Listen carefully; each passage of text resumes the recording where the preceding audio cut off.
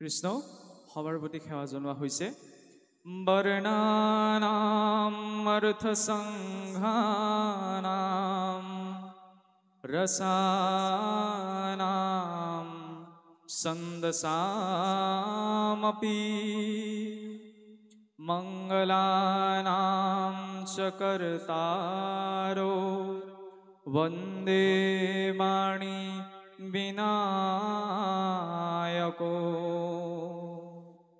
भवानी शंकर वन्दे श्रद्धा विश्वासरूपिणो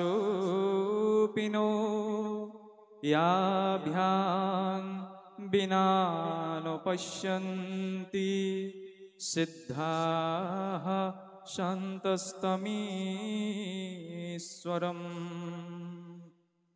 কৃষ্ণ পোনপ্ৰথমতে আজি যে ৰত্নগৰ্ভা তেজস্বিনী ফাউণ্ডেশ্যনৰ উদ্যোগত লোকশিল্পী কমল চন্দ্ৰ কলিতা সোঁৱৰণী বঁটা প্ৰদান অনুষ্ঠানক লাগি আজি এই নাজিৰা মিলন মন্দিৰ প্ৰেক্ষাগৃহত ইতিমধ্যেই মঞ্চত উপবিষ্ট হৈ থকা আমাৰ সমাজৰ কেউটি ক্ষেত্ৰৰ সাংবাদিকতাৰ পৰা আৰম্ভ কৰি ভাওনা জগতলৈকে সেই ভাওনা জগতৰ পৰা আৰম্ভ কৰি সাহিত্য চৰ্চালৈকে প্ৰায় সকলোখিনি ক্ষেত্ৰৰ সৈতে জড়িত উপবিষ্ট গণ্যমান্য ব্যক্তিসকল অসমৰ এটি ধৰ্মীয় সচেতনতাক লৈ গঠিত হোৱা কুটুম্ব সুৰক্ষা পৰিষদৰ মাননীয় সভাপতি সত্যৰঞ্জন বৰা ডাঙৰীয়া আৰু ৰত্নগৰ্ভা তেজস্বিনী ফাউণ্ডেশ্যনৰ প্ৰতিষ্ঠাপিকা আমাৰ সকলোৰে পৰিচিত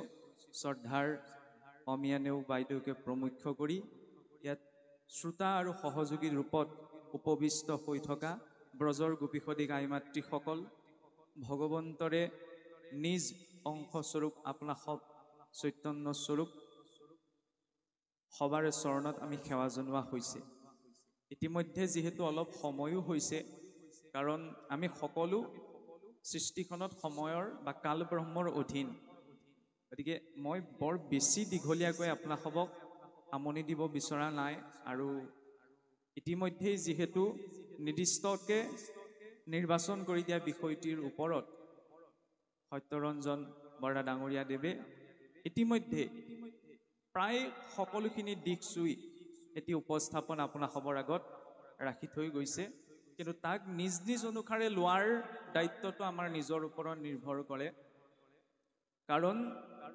চাওকচোন আজি যিটি বিষয় নিৰ্বাচন কৰি দিয়া হৈছে নৱপ্ৰজন্মৰ যুৱক যুৱতী আৰু মহিলাসকলৰ মাজত ভক্তিমাৰ্গীয় সংগীত আধ্যাত্মিক চেতনা আৰু সনাতন হিন্দু দৰ্শন গতিকে তাৰ ওপৰত আকৌ মই নতুনকৈ কোনো কথা ক'ব বিচৰা নাই মাত্ৰ অকণমান মোৰ নিজৰ মনোভাৱটোহে প্ৰকাশ কৰিব বিচৰা হৈছে কাৰণ আমাৰ ইমান ধৃষ্টতা নাই যে আমি ইমান এটা গধুৰ বিষয়ৰ ওপৰত আপোনাসৱৰ আগত ভাষণ ৰাখিম চাওকচোন আমি সকলোৱে একেষাৰে যিসকলে বেদৰ মাৰ্গক মানে বেদ মানে হৈছে পৰব্ৰহ্মৰ পৰা লিখিত ঐশ্বৰিক জ্ঞান সেই বেদৰ মাৰ্গত বিশ্বাস কৰি যিসকল লোক পৰিচালিত হয় সেইসকলেই হৈছে সনাতন হিন্দু কিছুসকলে ক'ব বিচাৰে যে হিন্দু নামটো আমাক ইংৰাজসকলে দিয়া হিন্দু উপত্যকাৰ পাৰত বসতি কৰাৰ বাবে কিন্তু চাওকচোন আমাৰ শাস্ত্ৰটো হিন্দু শব্দটোৰ ব্যাখ্যা কেনেদৰে আহিছে যে হিন্দুৰ দুষ্টান্ন ভৱতি নানাৰিয় না বিদূষক সদ্ধৰ্ম পালকো বিদ্বান শ্ৰুত ধৰ্ম পৰায়ণ অৰ্থাৎ হিন্দু কেতিয়াও দুষ্ট হ'ব নোৱাৰে দুষ্ট মানে কি চাওকচোন ধৰ্মৰ আমি বিভিন্ন লক্ষণ যিদৰে সত্যৰঞ্জন ডাঙৰীয়া দেৱে ধৰ্মৰ ওপৰত ক'বলৈ গৈ সুন্দৰভাৱে কৈছে যে একেবাৰে মৌলিক যিটো চিন্তা শ্ৰেণীৰ যিদৰে ধৰ্ম হৈছে মিঠা এইটোতো পৰিৱৰ্তন নহয় ঠিক তেনেদৰে চাওকচোন আধ্যাত্মিক দৰ্শনৰ পৰা কোৱা হৈছে ধাৰ্যতে ইতি ধৰ্ম যিয়ে ধাৰণ কৰি আছে সেয়াই ধৰ্ম কাক আমি ধাৰণ কৰি আছো আধ্যাত্মিক দৃষ্টিৰে আমি পৰব্ৰহ্মক ধাৰণ কৰি আছো আৰু লৌকিক দৃষ্টিৰে চাওকচোন আমি কিছুমান মৰ্যাদাক ধাৰণ কৰি আছো মৰ্যাদাৰ পৰাহে ধৰ্মৰ লক্ষণটো নিৰূপণ কৰিব পাৰো মৰ্যাদা হৈছে ধৰ্মৰ আধাৰ কিয় কোৱা হৈছে আজি চাওকচোন অকণমান বিষয়টো স্পৰ্শকাতৰ হ'ব পাৰে কিন্তু হলেও কৈছো আৰু বিবাহিত মহিলা এগৰাকী ধৰি লোৱা হৈছে স্বামীজনৰ সৈতে বিবাহ পাশত আবদ্ধ হোৱাৰ পাছত গৃহস্থী সংসাৰখনৰ স্বীকৃতি পায়, হয়নে? আমাৰ সেইটো সমাজ ব্যৱস্থা।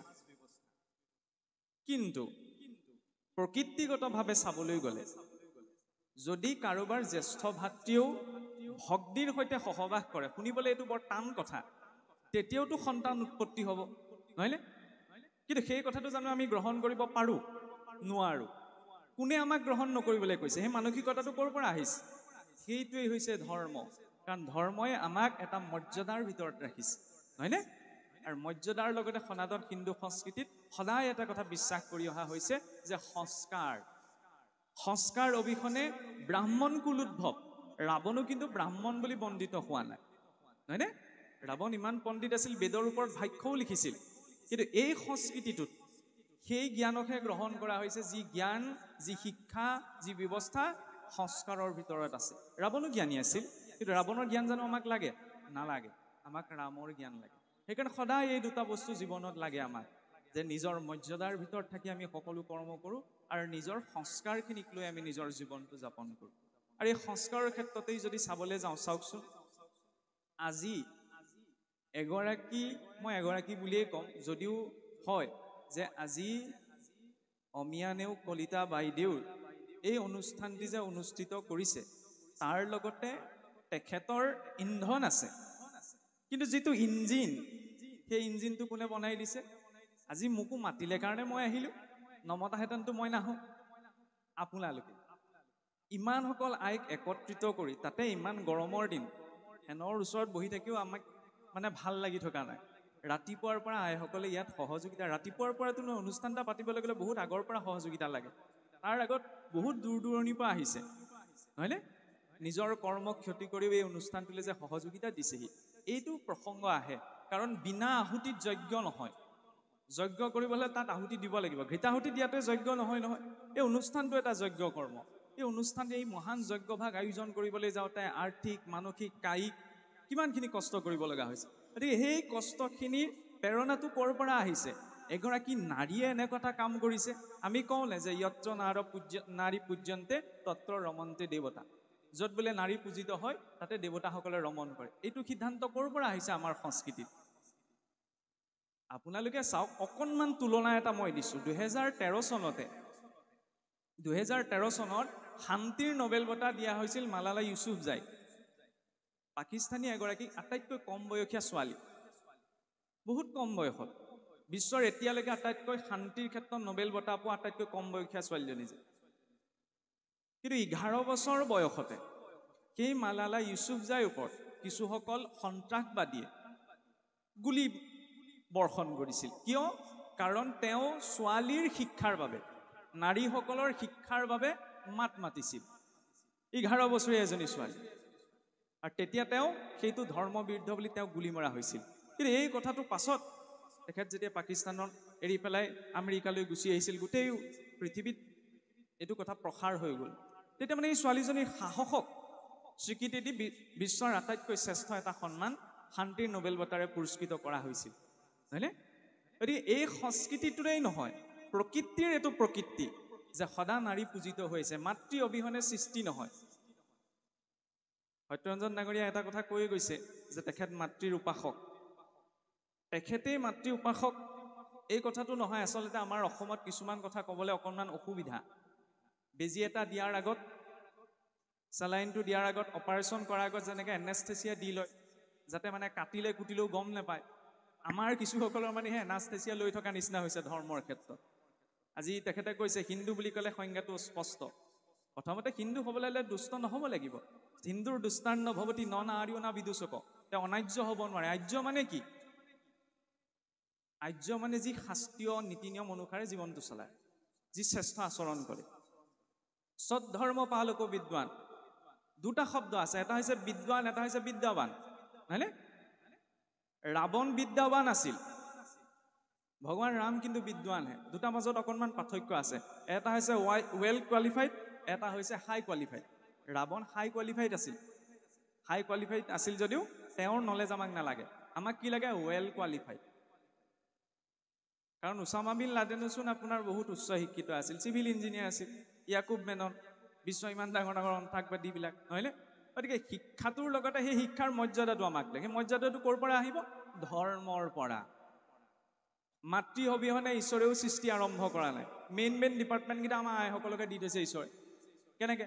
শক্তিৰ ডিপাৰ্টমেণ্টটো দেৱী দুৰ্গাক, নহয়নে? ফাইনেন্সৰ ডিপাৰ্টমেণ্টটো কাক দি থৈছে? দেৱী লক্ষ্মীক। আৰু নলেজৰ বিদ্যাৰ ডিপাৰ্টমেণ্টটো কাক দি থৈছে? দেৱী সৰস্বতী, নহয়নে? যে মাতৃ অবিহনে আমি শিক্ষাই হওক, জ্ঞানেই হওক, সৃষ্টিয়ে হওক, কোনো কৰ্ম সম্ভৱ নহয়। আৰু মাতৃক সন্মান কৰিবলৈ কোনেও শাস্ত্ৰ অনুমতি লোৱা প্ৰয়োজন নাই, নহয়নে? হিৰণ্যাক্ষয়েও ইন্দ্ৰৰ ৰাজমুকুটটো আনি পেলাই নিজৰ মাতৃ চৰণতহে দিছিলহি, ইমান মেনাৰ্ছ আছিল, হয়নে? আমি সনাতন হিন্দু মাৰ্গত আমাৰ 5টা উপাসনা মাৰ্গ আছে। শাক্ত, যিসকলে দেৱীক উপাসনা কৰে, শৈৱ, যিসকলে মহাদেৱক উপাসনা কৰে, সৌৰ, যিসকলে সূৰ্যক উপাসনা কৰে, গাণপত্য, যিসকলে গণেশক উপাসনা কৰে, বৈষ্ণৱ, যিসকলে বিষ্ণুক উপাসনা কৰে। এই 5টি মাৰ্গ আছে। আমি বৈষ্ণৱ হলো বুলি আমি আন উপাসনা মাৰ্গক নিন্দা কৰিব নোৱাৰো, হয়নে? কাৰণ ভগৱান কৃষ্ণইও গীতাত এটা কথা কৈছে যে য়ে যথা মাং প্ৰপদ্যন্তে তাংস তথৈব মাং ভজাম্যহম। যিজন ভক্তই মোক যি ভাৱনাত ভজনা কৰে তেওঁৰ বাবে মই তেনেকেই প্ৰাপ্ত হওঁ। আমি যাক ভগৱান বুলি কৈছো, উচ্চ চেতনা, তেওঁৰ ভিতৰত এইটো কোৱালিটি থাকিব লাগিব যে কোনোবাই যদি তেওঁক দুৰ্গা বুলি কৈছে, তেওঁ দুৰ্গাৰ ৰূপতো তেওঁ উপস্থিত হ'ব লাগিব, নহয়নে? কোনোবাই যদি কৃষ্ণ বুলি কৈছে, কৃষ্ণ ৰূপতো তেওঁ উপস্থিত। এইটো হৈছে সমতাৰ দৰ্শন। বৈদিক কালত এইটো সমানতা আছিল, সেইকাৰণে খেলি মেলি নাছিল। আজিকালি কিন্তু আমাৰ খেলি মেলি আছে, কাৰণ মই ভাবোঁ কি মোৰটোৱে শ্ৰেষ্ঠ, ইজনে ভাবে মোৰটোহে শ্ৰেষ্ঠ। নিজ নিজ মাৰ্গত সকলো শ্ৰেষ্ঠ। সকলোৰে স্কুল কলেজ একেই হোৱা সম্ভৱ নহয়, উপাসনা মাৰ্গবিলাক বেলেগ বেলেগ, লক্ষ্যটোতো একেটাই, নহয়নে? নৈবিলাক ঢেৰ আছে, গৈ পেলাইতো সাগৰতেই পৰিবগৈ। এই দৰ্শনটো লৈ যেতিয়া আমি আগবাঢ়ো, তেতিয়াহ'লে ধৰ্মৰ নামত সম্প্ৰদায়ৰ মাজত আমাৰ খেলি মেলি সৃষ্টি নহয়। মোৰ বাবে মোৰ মাৰ্গটো শ্ৰেষ্ঠ, আপোনাৰ বাবে আপুনি যদি বেলেগ এটা মাৰ্গত আছে, আপোনাৰ বাবে সেইটো শ্ৰেষ্ঠ। ঈশ্বৰে জানে নহয় ভাৱটো, আগবাঢ়িলেই হ'ল, হয়নে? আৰু এই সংস্কৃতিটোতো শিক্ষিত হোৱাৰ বাবে আজিৰ চাওকচোন, আজি আমি কওঁ যে আমাৰ যুৱ প্ৰজন্ম উশৃংখল হৈছে। কেনেকৈ আমি ক'ম চাওকচোন যুৱ প্ৰজন্ম উশৃংখল হৈছে বুলি? অকণমান আগত যে দিহানামৰ ক্ষেত্ৰতে, এতিয়াতো আমি দেখিছিলে কণমানি ভণ্টি কেইজনী যেতিয়া দিহানাম গাইছিল। আজি আমাৰ অসমখনত ভাওনাৰ ক্ষেত্ৰতেই হওক, যিকোনো সাংস্কৃতিক ক্ষেত্ৰতেই হওক, সকলোতো চাবলৈ গ'লে যুৱ প্ৰজন্মই ধৰি আছে, নহয়নে? গধূলালৈ যিভাগ ভাওনা হ'বগৈ। আৰু সঁচাকৈ ক'বলৈ গ'লে সেই ত্যাগখিনিক আমি সময়ে সময়ে কিছুমান বিতৰ্কিত হয়, সেয়া লাগিলে ভাগৱতেই হওক, ভাওনাই হওক, কিছুমান নিগেটিভ ইম্পেক্টৰ কথাও আমি কওঁ। কিন্তু আমাক নিগেটিভটো নালাগে দিয়কচোন, পজিটিভটো লওঁ। ভাল বেয়া মানুহ যেতিয়া সকলোৰে দিশ থাকিব। সেইকাৰণে এটা কথা কোৱা হৈছে যে ভুল কৰাটো মানুহৰ প্ৰকৃতি, তাক মানি লোৱাটো হৈছে সংস্কৃতি, আৰু তাক শুধৰাই লোৱাটো হৈছে প্ৰগতি। মই যদি কিবা এটা ভুল লিখিছোঁ, তাক শুধৰাই ল'ম, নহয়নে? মইতো সকলো ক্ষেত্ৰতে শুদ্ধ বুলি ক'ব নোৱাৰোঁ। এই সংস্কৃতিটোত সদায় সেই কথাখিনি গুৰুত্ব দিয়া হৈছে। আৰু আমি সেই সকল উত্তৰ প্ৰজন্মৰ উত্তৰাধিকাৰী, যিসকলে আজিৰ পৰা 1000 বছৰ আগতেই নাচিকেতা গৈ যেতিয়া যমৰ দ্বাৰত উপস্থিত হৈছিল, দেউতাকে দি দিলে, যা মই তোক মৃত্যুক দিছোঁ বুলি। মৃত্যুৰ দেৱতা বোলে যম নাছিলে, 3 দিনলৈকে নাচিকেতা যমৰ দ্বাৰত ৰৈ থাকিলে। এতিয়া দেৱতাসকলেও এইটো সংস্কাৰ জানে, অতিথি এজন যদি আহে তেতিয়াহ'লে অতিথিক বিমুখে পঠাব নাপায়। আমাক গুৰুৱে শৰণ দিওঁতেও কয়, যম দেৱতা যদিও এই 3 দিন যে নাচিকেতা ৰৈ থাকিল, কৈছে বোলে তুমি 3 দিন ৰৈ থাকিলা, ৰিক্ত হস্ত অনুগচ্ছতি, এতিয়া তুমি ৰিক্ত হস্তে যাব নোৱাৰা। 3 দিন থাকিলা নহয়, মই এতিয়া তোমাক 3টা বৰ দিম, কি লাগে কোৱা বোপাই। তেতিয়া বোলে মই 3টা কথা আপোনাৰ পৰা জানিব বিচাৰিছোঁ। প্ৰথম, দেউতাই যে মোক বেয়া পাই আছিল, দেউতাই যাতে মোক বেয়া পাই নাথাকে, খঙতে মোক অভিশাপ দি দিলে, কিন্তু দেউতাৰ যাতে মোৰ প্ৰতি বেয়া মনোভাৱটো তেওঁ নাইকিয়া হৈ যায়। বোলে ঠিক আছে হ'ব, সেইটো কি ডাঙৰ কথা। দ্বিতীয়তে ক'লে বোলে দ্বিতীয় বৰটো খোজা। দ্বিতীয়তে, মোৰ পিতৃয়ে যি ধৰ্ম কৰ্ম কৰিবলৈ গৈ পেলাই ইমান ক্ৰোধৰ বশৱৰ্তী হৈ পেলাই মোক অভিশাপৰ পৰ্যন্ত দি দিলে যে তুমি মৃত্যুক প্ৰাপ্ত হোৱা, সেই ক্ৰোধ, সেই ভাৱনা যাতে মোৰ পিতৃৰ ভিতৰত শান্ত হয়। বোলে ঠিক আছে। তৃতীয়তে কি লাগে? তৃতীয়তে ক'লে বোলে মোৰ দেউতাই গোটেই জীৱনটো সকলো কথা বাদ দি পেলাই যি ধৰ্মক জানিবলৈ সকলো কৰ্ম কৰিলে, সেই ধৰ্মৰ জৰিয়তে জানিব পৰা ব্ৰহ্মবিদ্যা আপুনি মোক কওক। যম দুখোজ পিছুৱাই গুচি গ'ল। কিয় পিছুৱাই গুচি গ'ল? বোলে বোপাই, ব্ৰহ্মবিদ্যা জনাটো ইমান সহজ নহয়, দেৱতাসকলেও দুৰুহ, গতিকে তোমাৰ তাৰ বিপৰীতে বোলে এটা কল্পৰ বাবে তোমাক ইন্দ্ৰ পাতি দিম, সহস্ৰ ৰমণীৰ সৈতে ভোগবিলাক তুমি লৈ লোৱা, কিন্তু তুমি ব্ৰহ্মবিদ্যাৰ কথা নুশুনিবা। 5 বছৰীয়া নাচিকেতাৰ দৃঢ় প্ৰতিজ্ঞা চাওক, ক'লে যে প্ৰভু ভোগ কৰিনো মই কি কৰিম, আজি ভোগ কৰিম ভাল লাগিব, কাইলৈ শেষ হৈ যাব, মোক এইখিনি নালাগে, মোক আপুনি ব্ৰহ্মবিদ্যাৰ বিষয়ে কওক। 5 বছৰ বয়সতে এইটো সংস্কৃতিত এটি সন্তানে মৃত্যুৰ দেৱতা যমক ব্ৰহ্মবিদ্যা সুধিছে, নহয়নে? আমি আকৌ কি সুধো? আজিকালি চালেই হ'ল, সেইবিলাক বিষয় মই নুসুমাওঁগে আৰু, সকলোৱে আমি জানো, নহয়নে? যে ভাল কি বেয়া কি, কি খাব লাগে কি খাব নালাগে, কলৈ যাব লাগে কলৈ যাব নালাগে। আজি হিন্দুস্তান পাকিস্তানৰ পৰা ককাই ভাইলৈকে মাটিৰ লগত লাগি সীমাটোক লাগি দন হোৱা দেখা যায়। এই হিৰণ্যাক্ষৰ প্ৰতি ভাতৃপ্ৰেম ইমান আছিল, এই কশিপুৱে বধ কৰি থৈ যোৱাৰ পাছত ঈশ্বৰৰ বিৰুদ্ধে অস্ত্ৰ তুলি লৈছিল, ভায়েকক মাৰি থৈ গ'ল কাৰণে।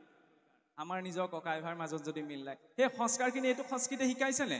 তাৰ প্ৰতি আমি দায়বদ্ধ হ'ব লাগিব। ঋষি অষ্টাবক্ৰ শৰীৰৰ 8টা অংগ বেকা হৈ জন্ম হৈছিল।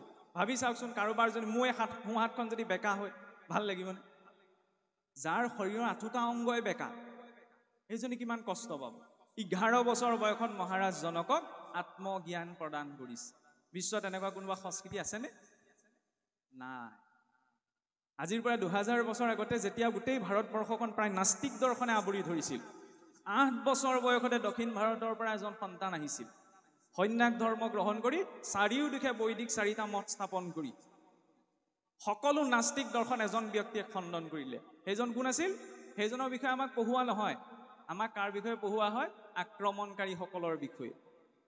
আদিগুৰু শংকৰাচাৰ্য, মহাপুৰুষ শংকৰদেৱলৈ চাওকচোন। আজিহে আমি শংকৰদেৱ 500 বছৰ আগতে কেনেকুৱা পৰিস্থিতি সৃষ্টি হৈছিল। আমাৰ নিজৰ মানুহে ভুল কিছুমান ধাৰণা দি পেলাই মহাপুৰুষ ইয়াৰ পৰা গুচি যাবলগীয়া হৈছিল। ইমানখিনি ত্যাগ, যেতিয়া মই সৰু উদাহৰণ এটা দিছোঁ যে ধৰ্মটোৰ প্ৰতি ইমান আমি ধৰ্ম কিয় কৰিব লাগে, ইমান আমি হিন্দু কেলৈ কৰিব লাগে? কাৰণ এই ধৰ্মটোক ৰক্ষা কৰিবলৈ আমাৰ পূৰ্বপুৰুষসকলে নিজৰ প্ৰাণ ত্যাগ কৰি থৈছে। কেনেকৈ? শিখ ধৰ্মৰ 10ম গুৰু গোবিন্দ সিঙৰ 2জন পুত্ৰ আছিল, জোৰাবৰ সিং আৰু ফাতেহ সিং। এজনৰ 7 বছৰ, এজনৰ 9 বছৰ। আইসকলে ভাবি চাওকচোন, 7-9 বছৰীয়া ল'ৰাটোৰ কিমান জ্ঞান থাকিব পাৰে?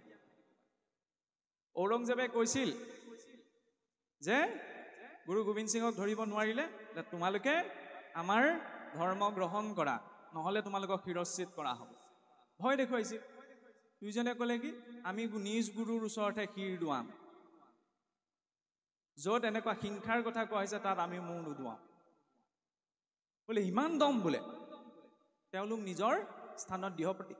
দৰবাৰত থকা সকলো লোক আচম্বিত যে 7 বছৰীয়া 9 বছৰীয়া ল'ৰা এটাৰ সন্মুখতো মৃত্যুৰ ভয় দেখুওৱাৰ পাছত তেওঁলোকে কৈছে বোলে মৰি গ'লেও আমি আনৰ ধৰ্ম গ্ৰহণ নকৰোঁ।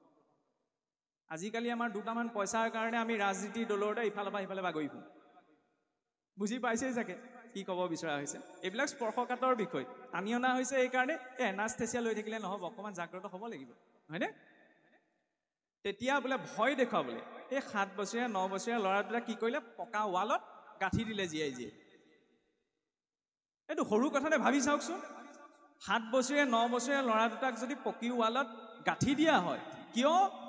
নিজৰ ধৰ্ম ত্যাগ নকৰাৰ বাবে। এইটো গোড়ামী নহয় ধৰ্মৰ নামত, এইটো নিজৰ ধৰ্ম নিষ্ঠা, হয়নে? তেওঁলোকে এই ধৰ্মটো কিমান ৰক্ষা কৰিলে, নিজৰ প্ৰাণ ত্যাগ কৰিলে। আমিতো হ'বলগীয়া হ'লে হয়তো নিজৰ সমাজ সংস্কৃতিৰ দিশখিনি আমি জানিব লাগে। 5 বছৰ বয়সতে নিজৰ দেউতাকৰ পৰা ইমান কষ্ট পালে ভক্ত প্ৰহ্লাদ। কাহানী বা জানো ঈশ্বৰৰ নাম ল'লে বাদ দিলে? নিদিলে নহয়। ক'ব পাৰিলেহেঁতেন, হাই কণা ভগৱানে মোৰ জীৱনত কিয় ইমান দুখ দিলে। কাহানিও বিলাপ কৰা নাই। আমি অকণ কষ্ট পালেই কওঁ নহয় যে ঈশ্বৰে কৰালে আৰু কি কৰিম। আমি বহুত সৌভাগ্যৱান মানুহ যে আমি বহুত ভাল যুগত বাস কৰিছোঁ। দণ্ডকাৰণ্যত যেতিয়া ভগৱান ৰাম ত্ৰেতা যুগত গুচি গৈছিল, দেখিলে বোলে ডাঙৰ ডাঙৰ সাৰৰ দম খাই আছে। বিশ্বামিত্ৰক সুধিলে, প্ৰভু বোলে এইবিলাক কিহৰ দম? বিশ্বামিত্ৰই কৈছে বোলে এই অসুৰবিলাকে ঋষিমুনিসকলক সাৰ মূৰ চুবাই পেলাই দম কৰি পেলাই ডাঙৰ পাহাৰ সদৃশ কৰি দিলে। আমিতো দেখিবলৈ পোৱা নাই। আমি ভালত আছোঁ নে?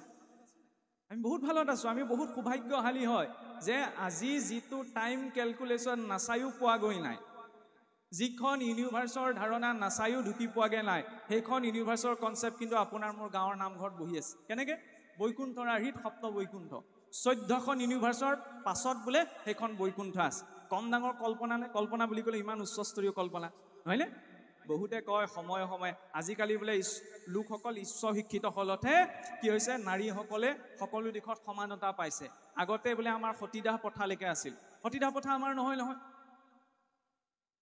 এইটো বাহিৰৰ পৰা আমদানি কৰি অনা ব্যৱস্থা যদি সতীদাহ প্ৰথা আপোনাৰ আমাৰ মাজত থাকিলেহেঁতেন আপুনি ভাবি চাওক দেৱী কুন্তীওচোন সতী হ'লহেঁতেন সতী হ'ল জানো নিজৰ স্বামীজন ঢুকাই গ'ল নাই হোৱা আমি সেইটো সংস্কৃতিৰ লোক যিটো সংস্কৃতিত আমি ৰাতিপুৱাই যেতিয়া উঠো সাৰ পোৱাৰ লগে লগে আমাক গুৰুসকলে কয় জীৱনত শুদ্ধ সাত্বিকতাৰ প্ৰয়োজন সেই প্ৰেৰণাটো ক'ৰ পৰা ল'বা তাত ঋষিমুনিৰ নাম নাই 5 গৰাকী কন্যাৰ নাম আছে অহল্যা দ্ৰৌপদী তাৰা কুন্তি মণ্ডুতৰী তথা পঞ্চকন্যা স্মৰি নিত্যম মহাপাতকনা আসন সেইটো সংস্কৃতিৰ লোক ৰাতিপুৱা উঠোতে আমি কাক স্মৰণ কৰিছো অহল্যা দ্ৰৌপদী তাৰা কুন্তি মণ্ডুতৰী এই 5 গৰাকী নাৰী কোনোবাই ক'ব পাৰিবনে কোনোবাৰ সংস্কৃতিত এইটো আদৰ্শ আছেনে 2000 বছৰ পাছতেই যেতিয়া শংকৰাচাৰ্যই কৰ্মকাণ্ডৰ ব্যৱস্থাক খণ্ডন কৰিবলৈ মণ্ডন মিশ্ৰৰ সৈতে শাস্ত্ৰাৰ্থ কৰিছিল মানে শাস্ত্ৰীয় যুক্তি তৰ্ক কৰিছিল তেতিয়া সনাতন ধৰ্মৰ আটাইতকৈ উচ্চ মৰ্যাদা প্ৰাপ্ত হৈছে সেই শংকৰাচাৰ্য সেই শংকৰাচাৰ্যৰ সৈতে যেতিয়া মণ্ডন মিশ্ৰই শাস্ত্ৰাৰ্থ কৰিছিল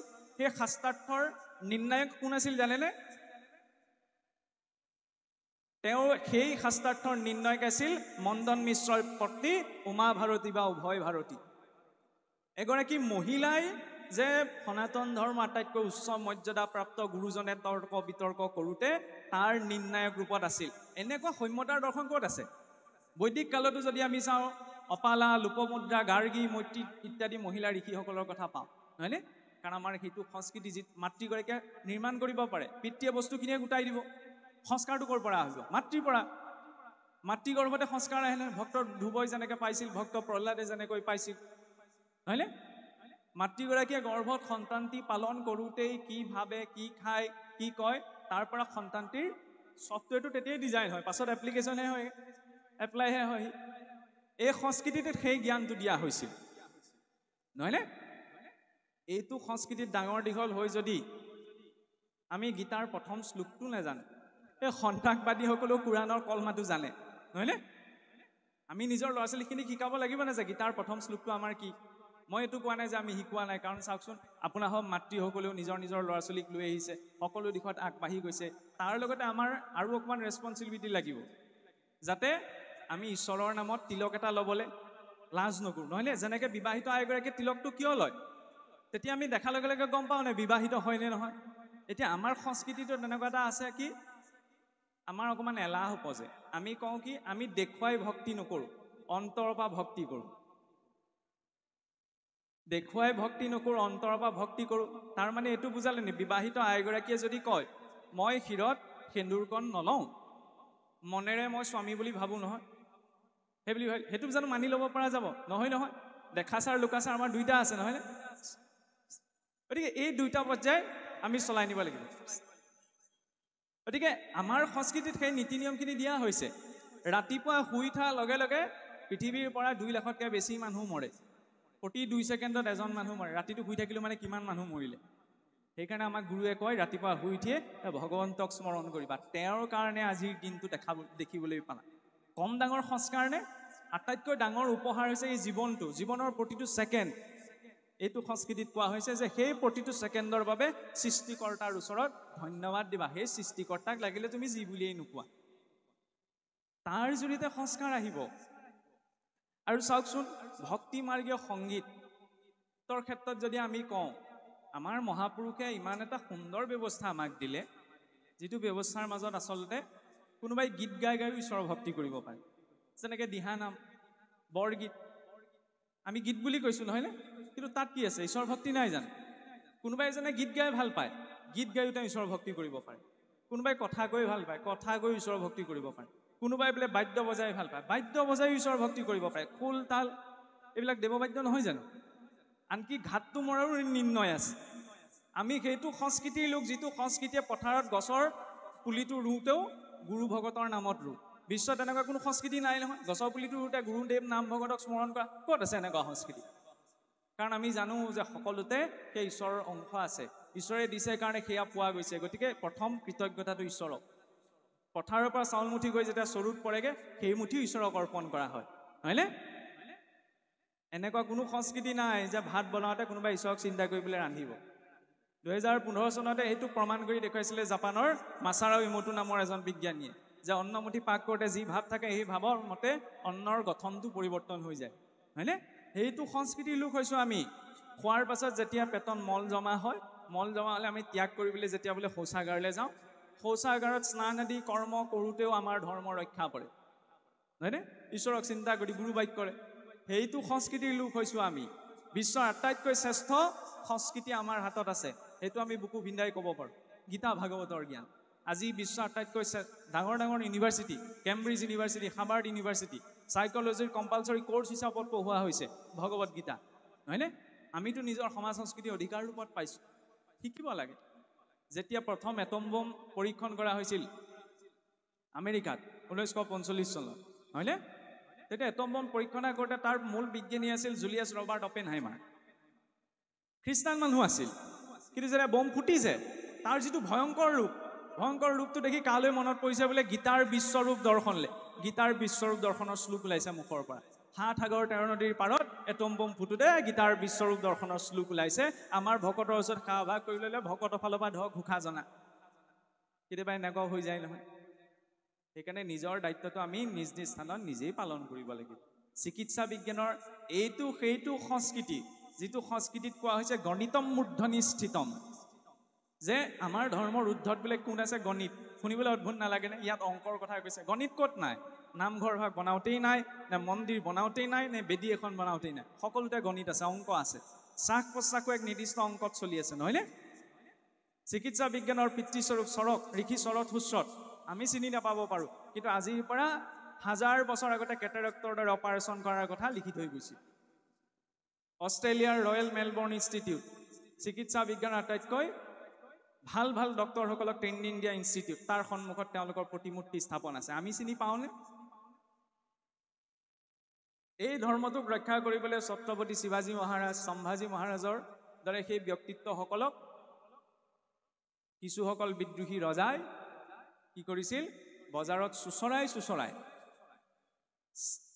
ব্লেডে অস্ত্ৰৰে অস্ত্ৰাঘাত কৰি তাত নিমখ ছটিয়াই জীয়াই চকু উলিয়াই দিছিল কিন্তু নিজৰ ধৰ্ম নিষ্ঠা ত্যাগ কৰা নাছিল এইসকলে কিয় ত্যাগ কৰিছিল আমাক আজিৰ এই শান্তিৰ সমাজখনত থাকিবলৈ তাৰ লগতে আজিৰ চাকচোন দেশকালৰ পৰিস্থিতিত যিটো হৈ আছে আমি ইয়াত যে ধুনীয়াকৈ বহিবলৈ পাইছোঁ আমাৰ আমনি লাগিছে ইয়াত হয় মোৰো আমনি লাগিছে ৰাতিপুৱাৰ পৰা আছোঁ নহয় নহয়নে কিন্তু ইয়াৰ মাজতো যে আমি শান্তিৰে থাকিব পাৰিছোঁ নিজ ইচ্ছামতে পানীকণ খাব পাৰিছোঁ নিজ ইচ্ছামতে যাব পাৰিছোঁ এসকলে আকৌ নিজৰ প্ৰাণটো হাতত লৈ পেলাই আমাৰ বৰ্ডাৰবিলাকত ৰৈ আছে নহয় ক্ষত্ৰিয় অবিহনে ধৰ্মৰ ৰক্ষা নহয় তাৰ প্ৰমাণ স্বয়ং মহাভাৰত নহয়নে ভগৱান কৃষ্ণ যদিও পূৰ্ণ ৰূপত আহিছিল কিন্তু যেতিয়ালৈকে ক্ষত্ৰিয় যোদ্ধাসকলৰ আশ্ৰয় লোৱা নাই মহাভাৰতৰ যুদ্ধই ৰূপায়ণ কৰিব পৰা নাই আমি যুদ্ধ কৰিব নোৱাৰোঁ কিন্তু যিসকলক নিয়োগ কৰা হৈছে আমাৰ হাতত এতিয়া অথৰিটি নাই যে আমি কোনোবাই অধৰ্ম কৰিলে বুলি একদম জাতি জুং লৈ খেদা মাৰি যাম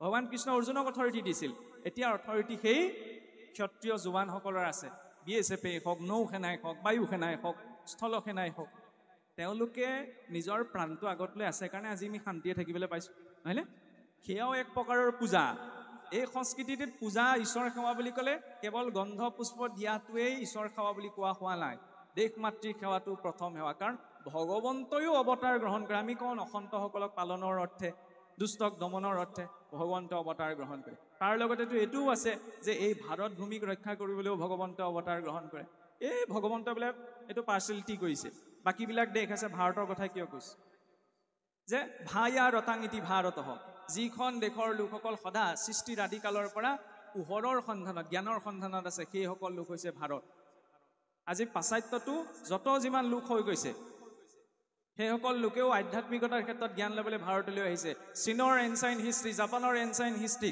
লিখা আছে ভাৰতখনক স্বৰ্গৰ দুৱাৰ বুলি বিশ্বত এনেকুৱা কোনো সংস্কৃতি নাই সেইখন ভূমিত আমি বাস কৰিবলৈ পাইছোঁ গতিকে নিজৰ সমাজ সংস্কৃতিৰ নীতি পৰম্পৰাখিনি সকলোৱে আমি সমানে লৈ যোৱাটো আমাৰ দায়িত্ব আজি আমি সুযোগ অকণমান পাইছোঁ সমবেত হৈ কাৰণ ইয়াত বিভিন্ন ক্ষেত্ৰখনৰ বিভিন্নজন জ্ঞানী ব্যক্তি ইয়াত উপবিষ্ট হৈ আছে আৰু তেওঁলোকৰ মাৰ্গদৰ্শনতে যাৰ যিখন ক্ষেত্ৰ কোনোবাই খোলটো বজাই ভাল পায় গতিকে খোলৰ ক্ষেত্ৰত তেওঁ আগবাঢ়িব কোনোবাই ভাওনা কৰি ভাল পায়, তেওঁ ভাওনাৰ ক্ষেত্ৰত আগবাঢ়িব। কোনোবাই নামষাৰ গায়, নিজ নিজ ক্ষেত্ৰ অনুসাৰে এই দিশত আগবাঢ়ি গৈ থাকিব পাৰে। আৰু বেছি দীঘলীয়া নকৰোঁ, হয়তো এইখিনি কথা ক'বলৈ যাওঁতে দুই এটা কথাত অকণমান নিজৰ আৱেগটোও জড়িত হৈ গৈছে, গতিকে অকণমান আগপিছ হ'ব পাৰে, তাৰ বাবে আমি ক্ষমা প্ৰাৰ্থী। আৰু কৈ যোৱা কথাখিনিতো যদি আমাৰ কিবা ভুল ত্ৰুটি ৰৈছে, সুধীবৃন্দ মঞ্চত উপবিষ্ট হৈ আছে, তাৰ সমষ্টিয়ে যাতে আমাক ক্ষমা কৰে। আৰু এই অনুষ্ঠানটি অনাগত দিনতো এনেদৰেই এক অপ্ৰতিৰোধ ধাৰাৰে যাতে আগবাঢ়ি গৈ সমাজত এক দিক নিদৰ্শনা দিব পাৰে, সেই ভাৱনাৰেই মহাপ্ৰভুৰ চৰণত প্ৰাৰ্থনা জনাই ইমানতে মোৰ বক্তব্য সামৰণি মাৰি সমস্ত জনৰ প্ৰতি সেৱা জনোৱা হৈছে। কৃষ্ণ।